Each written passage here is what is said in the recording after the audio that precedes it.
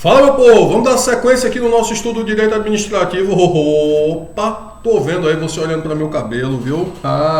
Pessoal, isso aqui são os efeitos colaterais da quarentena, tá bom? A pessoa fica isolada muito tempo e aí a sanidade vai embora e o resultado é um corte de cabelo desse, tá bom? Isso também tem a ver com um probleminha que deu na máquina, ela descarregou e o cabelo tava assim e acabou ficando assim. A gente fez assim para brincar e aí depois acabou ficando, mas ele vai ser totalmente raspado e possivelmente até a barba também vai ser, tá bom? Certo.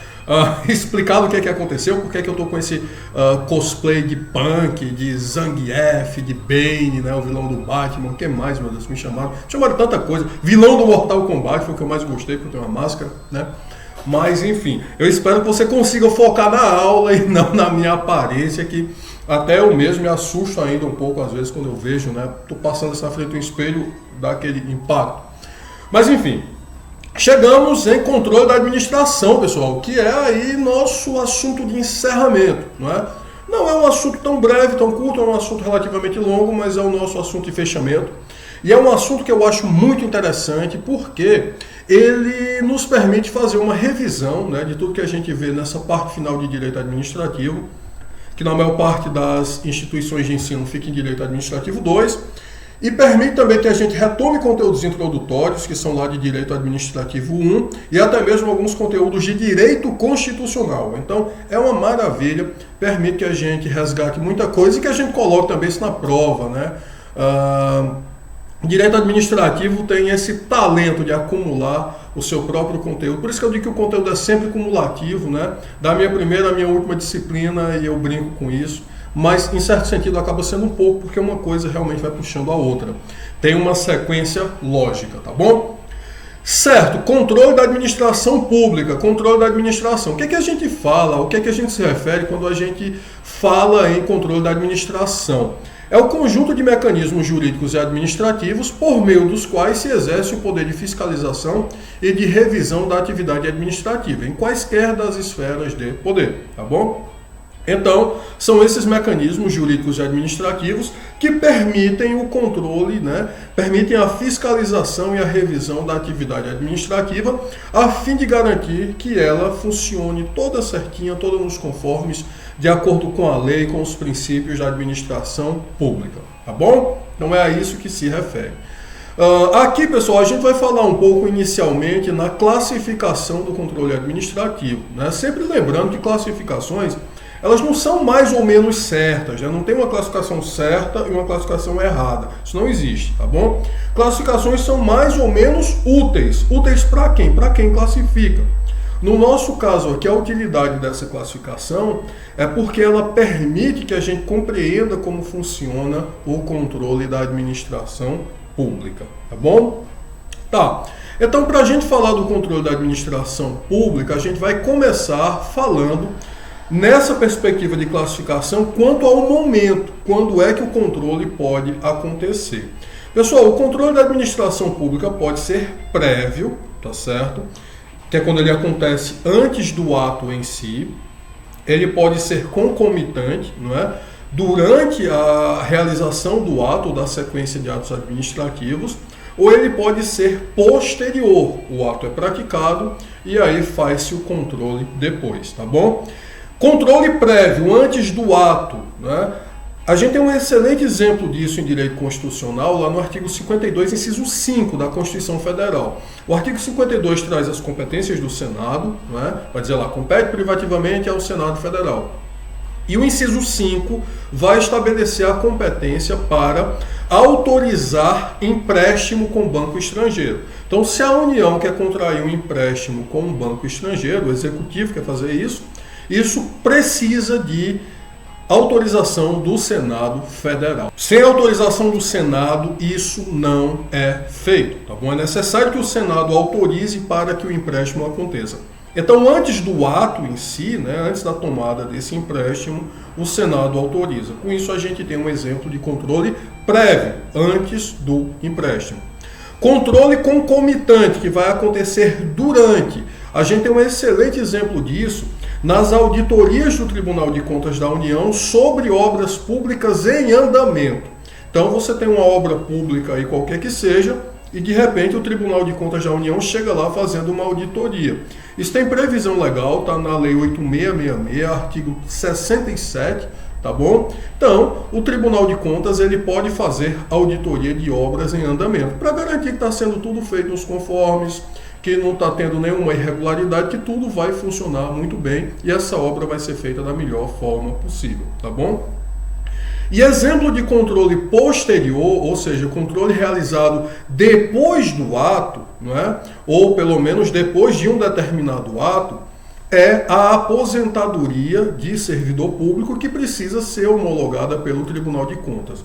Lembrando, pessoal, quando a gente estuda ato administrativo, né, quando a gente está falando da formação do ato administrativo, a gente sempre vê que o ato pode ser simples, não é? Quando ele depende da declaração de vontade de um órgão, né? Exemplo disso é a nomeação de um servidor pelo chefe do executivo. O ato ele pode ser complexo, quando ele depende de 2 ou mais órgãos ou agentes, e aí a gente sempre exemplifica o ato complexo com a aposentadoria do servidor, que tem que ser convalidada pelo Tribunal de Contas, não é verdade? E também tem o ato composto, né? Quando um faz o ato principal e o outro ratifica, não é? A gente tem um exemplo do auto de infração, que é lavrado pelo fiscal e aprovado pela chefia, mas enfim, o foco aqui é esse ato complexo, não é? Em que você tem 2 órgãos, um pratica o ato e o outro vai convalidar. E o melhor exemplo para isso, que a gente sempre dá em sala, é a aposentadoria do servidor público, que precisa ser convalidada pelo Tribunal de Contas. Isso é um exemplo também, evidentemente, do controle posterior. Sempre é válido lembrar, pessoal, que você não vai esperar pelo Tribunal de Contas o resto da sua vida. Você não vai passar o resto da sua vida em pânico. Meu Deus, será que minha aposentadoria, será que vão caçar minha aposentadoria? Cadê o Tribunal de Contas? Não, existe um prazo para isso, que é de 5 anos, não é? E esse é um prazo decadencial. O Tribunal de Contas tem 5 anos para fazer a revisão desse ato. E aí, se houver alguma irregularidade, por exemplo, você não tinha o tempo de serviço, opa, volta para a ativa, querido. Vai terminar aí o seu tempo, vai concluir aí o seu tempo de serviço para que você possa se aposentar, tá bom? Mas você não vai esperar isso pelo resto da vida. O prazo é de 5 anos. Salvo má fé do beneficiário. Então, se você é a pessoa que está aposentada, salvo má fé da sua parte, o Tribunal de Contas vai ter 5 anos aí para fazer a revisão desse ato, tá bom? E esse é um exemplo que a gente tem de ato complexo, porque ele depende de 2 ou mais órgãos, agentes, e aí o melhor exemplo é realmente essa aposentadoria do servidor público. Então, recapitulando aqui, dando fechamento, quanto ao momento do controle, pode ser prévio, pode ser concomitante ou pode ser posterior. Bom? Certo. Vamos dar sequência então. Quanto ao aspecto ou natureza, pessoal, o controle pode ser de legalidade ou de mérito, tá bom? Controle de legalidade se refere ao ato que não foi praticado de acordo com a lei, o ato é ilegal. Se ele é ilegal, a administração pública deve anulá-lo, tá certo? Esse ato precisa ser anulado. O ato ilegal precisa ser anulado. Já o controle de mérito vai se referir à conveniência e oportunidade daquele ato, tá bom? Então, no controle de mérito, a administração pública vai revogar, não é anular, tá bom? Vai revogar os atos que são considerados inoportunos ou inconvenientes. Então, é aquele ato que era, enfim, necessário, era interessante no dado momento, mas depois ele perdeu a sua necessidade, ele se tornou inoportuno, se tornou inconveniente, e aí ele pode ser revogado, isso tudo, claro, dentro da lei, tá bom? Respeitando tudo aquilo que a gente sabe sobre atos vinculados, atos discricionários, etc, tá bom? Então, é a isso que se refere o aspecto ou natureza do controle. O controle pode ser de legalidade ou o controle pode ser de mérito. E o mérito vai se referir, claro, à conveniência e oportunidade do ato administrativo, tá bom? O controle seguinte que a gente vai falar, ou a classificação seguinte, se refere à natureza do órgão. Quando a gente fala da natureza do órgão que está fazendo o controle pode ser administrativo, quando ele é feito por um órgão administrativo, e aqui a gente tem a autotutela administrativa, tá bom? O controle pode ser feito por um órgão legislativo, não é? E sempre é válido lembrar que o legislativo vai atuar junto com o Tribunal de Contas. O Tribunal de Contas auxilia os parlamentares nesse sentido, na realização desse controle, não é? O Tribunal de Contas é quem tem o conhecimento, o aparato técnico para fazer a apreciação dos atos e vai auxiliar o legislativo nesse sentido. E o controle pode ser judicial. A gente vai voltar um pouquinho a isso no futuro, falando do controle legislativo, controle judicial e tudo. Aqui eu quero chamar a atenção de vocês no sentido de que autotutela é diferente de tutela, tá bom? Nunca confunda autotutela com tutela.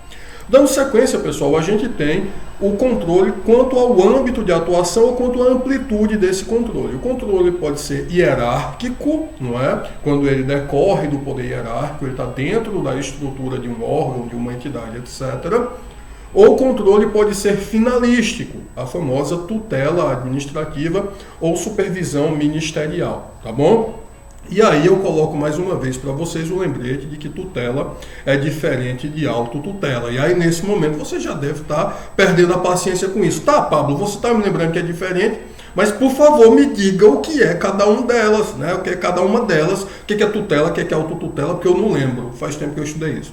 Certo. Vamos lá, pessoal. A autotutela também é chamada de sindicabilidade. Sindicabilidade, tá bom? É um poder-dever que a administração tem de anular os atos que são ilegais e revogar atos que sejam inoportunos ou inconvenientes, respeitando direitos adquiridos, tudo certinho, tudo nos conformes, tá bom? Tem até súmula do STF, a súmula 473, que vai falar nisso, né? Ela vai dizer que a administração pode anular seus próprios atos quando eles tiverem algum vício que os torne ilegais, tá certo? Porque, enfim, deles não vão se originar direitos, etc. Ou pode revogá-los por motivo de conveniência ou oportunidade, respeitados os direitos adquiridos e ressalvado, em todos os casos, a apreciação judicial. Então, o STF já tem súmula nesse sentido. É a súmula vinculante? Não, é uma súmula normal, mas é importante também. Isso é autotutela ou sindicabilidade. Esse poder-dever que a administração tem de anular os atos que são ilegais e revogar atos que se tornem inoportunos ou inconvenientes, tá bom? Certo. E o que é tutela? A tutela, que a gente também chama de tutela ministerial, supervisão ministerial, etc., é a supervisão exercida pela administração direta, que é a administração direta, o MEDO, né, município, estado, Distrito Federal e União, e seus órgãos, não é? Então são os entes políticos e seus órgãos, sobre as entidades da administração indireta. O que é a administração indireta? São as pessoas jurídicas criadas pelo MEDO. Então são autarquias, são fundações públicas, são empresas públicas, sociedades de economia mista, etc. São aquelas pessoas jurídicas que são criadas pela administração direta, tá bom? Então, esse poder, não é, que a administração direta tem de fazer um certo controle sobre a administração indireta, as pessoas jurídicas que ela criou, que ela instituiu, é o princípio da tutela ou poder de tutela administrativa.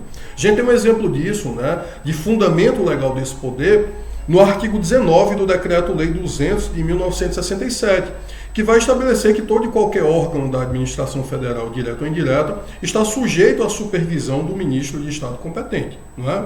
Então, por aí a gente chama também que é supervisão ministerial. Então, todos os órgãos da administração, direta ou indireta, vão estar sujeitos à supervisão, não é? Sujeitos ao controle, de certa forma, do ministro de Estado competente, ressalvados aqueles que respondem diretamente ao presidente da República, aqueles que estão submetidos diretamente à supervisão do presidente da República. Ou seja o presidente, ou seja os ministros, que são seus auxiliares, exoneráveis ad nutum, né? Exoneráveis sem necessidade de motivação, o fato é que a administração direta, presidência da República e ministérios, vai estar realizando essa supervisão sobre a administração indireta, tá bom?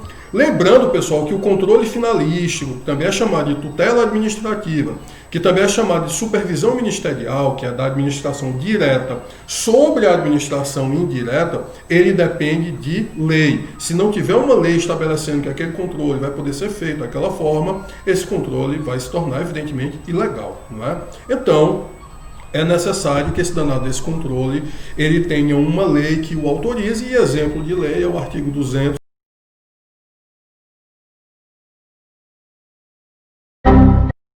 é o Decreto-Lei 200 em seu artigo 19, tá bom?